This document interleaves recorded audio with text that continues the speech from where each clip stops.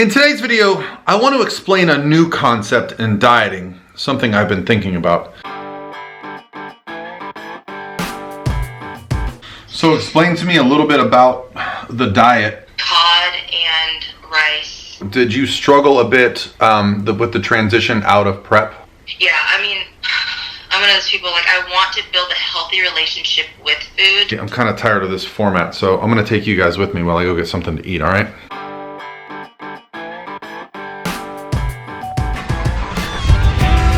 So the issue as I see it with the dieting camps, there are currently really two kind of big approaches that I see for weight loss when it comes to the philosophy of the dieting. Now, there are many styles of diets, but the philosophies are you're either following a strict meal plan, very restrictive in nature, kind of the same foods, but good foods, things like broccoli and chicken and oatmeal, and you're eating these same foods over and over, or you're a flexible dieter, someone who includes whatever foods that they want, but they still hit their macronutrient ratio goals for the day.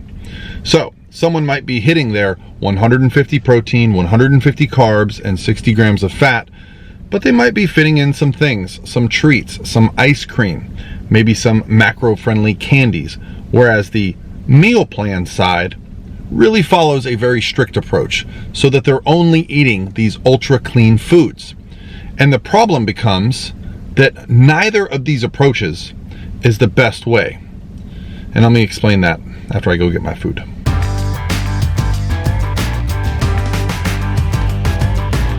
So the strength of a meal plan. When someone gives you a meal plan, you do not have to think.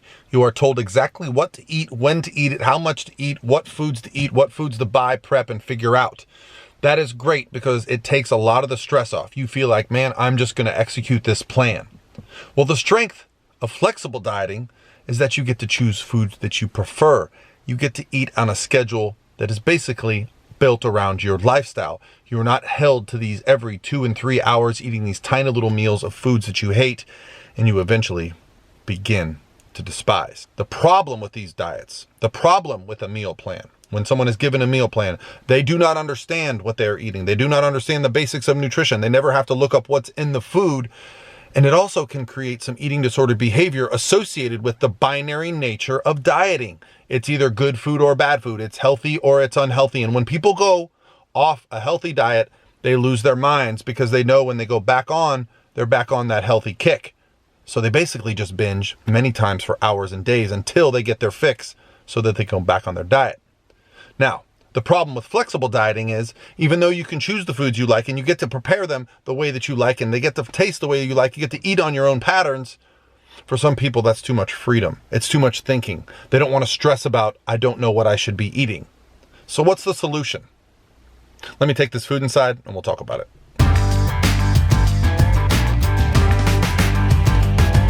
So the obvious solution in my mind was to create a program where we kind of use the elements of both styles of dieting.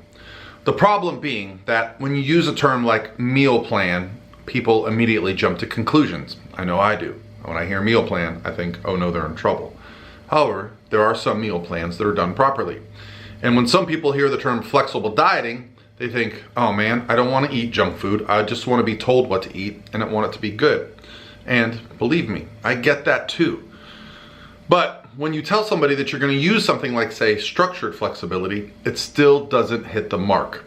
So I did a lot of thinking on this, and I'm going to create my own philosophy of dieting. That's right, it's a philosophy. Meaning you can use whatever foods fit your ethics and your morals to hit your daily goals. However, flexibility is too freeing. Meal plans are too restrictive. So what I came up with is an approach called the variable meal plan. Okay, variable meal planning, meaning we are going to have some structure, but there is going to be some variation. And it's even got a nice acronym, VaMP. That's right, the VaMP diet. It's a philosophy. I'm going to put some work into it. I'd love to hear your guys' thoughts on this. If you'd like to know more about it, let me know in the comments below. Otherwise, guys, I'll talk to you tomorrow.